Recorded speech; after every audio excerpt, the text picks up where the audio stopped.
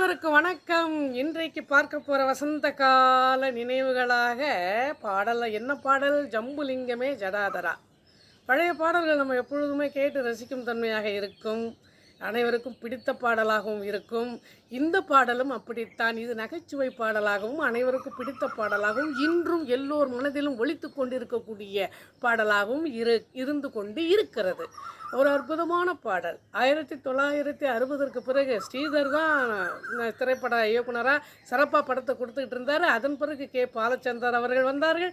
அவர்கள் வந்து சின்ன சின்ன நடிகர்களையும் வைத்து படத்தை ஹிட்டாக்க முடியும் என்று நிரூபித்து காட்டியவர் கே பாலச்சந்தர். நகைச்சுவை நடிகர்கள், மிகப்பெரிய நகைச்சுவை நடிகர்களை வைத்து தான் படத்தை நகைச்சுவையாக்க முடியும் என்பது இல்லாமல் சின்ன நடிகர்கள் கதாநாயகர்களாக நடிக்க வைத்து அவர்களாலேயும் நகைச்சுவையை கொடுக்க முடியும் என்று நிரூபித்து காட்டிய படம் தான் இந்த காசேதான் கடவுளடா. சபாபதி, காதலிக்க நேரமில்லை போன்ற படங்கள் வரிசையில் வெற்றி படமாக வந்தது நம்மளுடைய காசேதான் கடவுளடா என்ற திரைப்படம். இதற்கு வந்து இசையமைப்பாளர் விஸ்வநாதன் வந்து அற்புதமான ஒரு முறையில் இசையை கையாண்டிருக்கிறார். 2 விதமான இசை, ஒன்று நாதஸ்வரம், மிருதங்கம், தபேலா, இன்னொன்று வெளிநாட்டு இசைக்கருவிகள். எந்த அடிக்கு எந்த இசையை கொடுக்க வேண்டும் என்று நுணுக்கமாக ஆராய்ந்து 2 வகையான இசையை கொடுத்து இந்த பாட்டை புதுமையாக்குகிறார். அதாவது இசையும் புதுமையாகத்தான் இருக்கிறது, பாட்டு பாடியவர்களும் புதுமையானவர்கள், புதிய குரல், பாட்டும் புதுமையாகத்தான் இருக்கிறது. ஏன்னா பாட்டிலே நகைச்சுவையை புகுத்தி இருக்கிறார். படம் வந்து காசேதான் கடவுள், பாட்டு வந்து ஜம்புலிங்கமே ஜடாதரா, பாட்டு எழுதியவர் கவிஞர் வாலி, இசை MS விஸ்வநாதன், பாடியவர்கள் வீரமணி, கோவை சவுந்தரராஜன், தாராபுரம் சுந்தர். இவங்க இப்படி தான் பாட்டு போயிருக்குது. சித்ராலயா கோபுங்கிறவர் தான் இது நாடகமாக எழுதியிருந்தார். அதுதான் இது படமாக்கப்பட்டிருக்கிறது. அந்த நாடகம் தான் திரைப்படமாக்கப்பட்டிருக்கிறது. முத்துராமன், ஸ்ரீகாந்த், தேங்காய் சீனிவாசன் சூப்பராக பண்ணியிருக்காங்க படம் முழுக்க. நம்ம நகைச்சுவை நடிகை மனோரமா அவர்களும் அருமையாக பண்ணியிருக்காங்க. இந்த பாட்டு இங்கே வருவதற்கு காரணம் என்னன்னா, மனோரமா வந்து நிறையா பணம் வச்சுருப்பாங்க, ஆனால் அதை பத்திரமா பூட்டி வச்சுருப்பாங்க, வெளியில் கொண்டு வர மாட்டாங்க.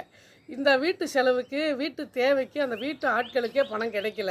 வீட்டு ஆட்கள் என்ன பண்ணுறாங்க, நம்ம அம்மா அத்தையும் பணம் கொடுக்க மாட்டுறாங்க, நம்ம எப்படியாவது இந்த பணத்தை நம்ம திருடி நம்மளுடைய செலவை பார்க்கணுன்னு சொல்லி முத்துராமன், ஸ்ரீகாந்தெல்லாம் பிளான் பண்ணுறாங்க. அப்படி பிளான் பண்ணுற வகையில் தேங்காய் சீனிவாசன் வந்து ஒரு போலி சாமியாராக அவரை வேஷம் போட்டு அவரை கொண்டு வந்து உட்கார வச்சு, அவர் படிப்பறிவு இல்லாதவர், ஒரு போலி சாமியார். அவருக்கு வந்து சிவனை பற்றியோ சிவன் பாடலை பற்றியோ எதுவுமே தெரியாது. இருந்தாலும் அவரை சாமியாராக நடிக்க வச்சு அவர் என்ன சொல்ல வர்றாருன்னா, பூஜை பண்ணணும், அப்போ தான் இன்னும் பணம் வசதி இன்னும் பெருகும், உன்னுடைய அறையை காட்டு, சாமிக்கு தீபாராதனை காட்டணும், பணத்துக்கு தீபாராதனை காட்டணும்னு சொல்லி சம்மதிக்க வைக்கிறாங்க மனோரமாவை. மனோரமாவும் ஒத்துக்கிறாங்க. அந்த வகையில் வந்து தான் இது ஒரு பஜனை பாடலா அல்லது நகைச்சுவை பாடலா என்ற திகைக்கிற வகையிலே அமைந்த ஒரு அற்புதமான பாடல். பாட்டுக்கு போவாங்க.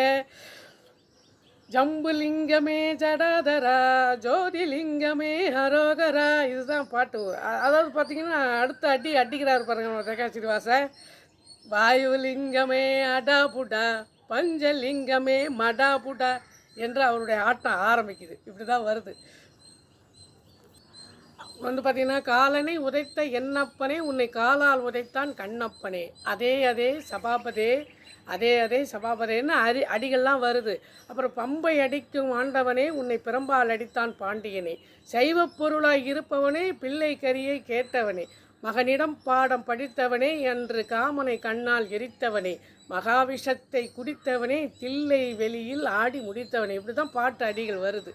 அவர் பாருங்கள், இந்த மகாவிஷத்தை குடித்தவனேங்கிற அடியை மாற்றி மது கஷாயத்தை கேட்டவனே அப்படின்னு சொல்லுவார் தேங்காய் சீனிவாசன். அப்புறம் வந்து பிள்ளைக்கரியை கேட்டவனே என்ற அடியை மாற்றி ஹோட்டல் கரியை கேட்டவனே என்று பாடியிருப்பார். இப்படி வந்து பாடலுக்கு இடையிலே அடிகளை தவறாக பாடி ஒரு நகைச்சுவையோடு கொண்டு வந்திருப்பார் தேங்காய் சீனிவாசன் அவர்கள். அதை ஸ்ரீகாந்தும் முத்துராமன் பக்கத்தில் இருந்து அவரை இடித்து அதை சரி செய்வது ஒரு அழகாக அமைந்திருக்கும் அற்புதமான ஒரு பாடல். இதில் நிறைய சென்சாரும் இருந்திருக்குது, அதை வந்து கட் பண்ணியிருக்காங்க. ஏன்னா எல்லாம் கரெக்டாக போய் சேரணும் இல்லையா. தப்பாக பாடினாலும் அது மக்கள் ஏற்றுக்கணும். எந்த அரசியல் பிரச்சனையும் அதில் வந்துடக்கூடாது, தெய்வ பிரச்சனை வந்துடக்கூடாது. தெய்வத்தை பற்றி பாடும்போது அது மக்கள் மனதில் சரியாக போய் சேரணும். அதனால் சென்சாரும் இருந்திருக்குது. பல முறை அதை திருத்தி எழுதி அமைத்திருக்காரு வாலிக்கு. வாலி வந்து சிவபுராணத்தை கொண்டு வந்து இந்த ஒரு பாட்டில் நிறுத்திட்டார். அந்த பாட்டை நகைச்சுவையாக கொண்டு வந்தது நம்மளுடைய நடிகர் தேங்காய் சீனிவாசன் தான். இதில் இசை விஸ்வநாதனை தான் பாராட்டியே ஆகணும். விஸ்வநாதன் அவர்கள் புதுமையான முறையில் இந்த பாட்டை நகைச்சுவையாக்கியிருக்காரு. வாலியும் விஸ்வநாதன் கூட்டும் இந்த படத்திற்கு வெற்றி கொடுத்திருக்கிறது என்றே சொல்லலாம். இந்த பாடல் பிடித்திருந்தால் லைக் பண்ணுங்கள், ஷேர் பண்ணுங்கள். அடுத்த வசந்த கால நினைவுகளை சந்திக்கும் வரை உங்களிடம் விடைபெறுகிறேன். நன்றி, வணக்கம்.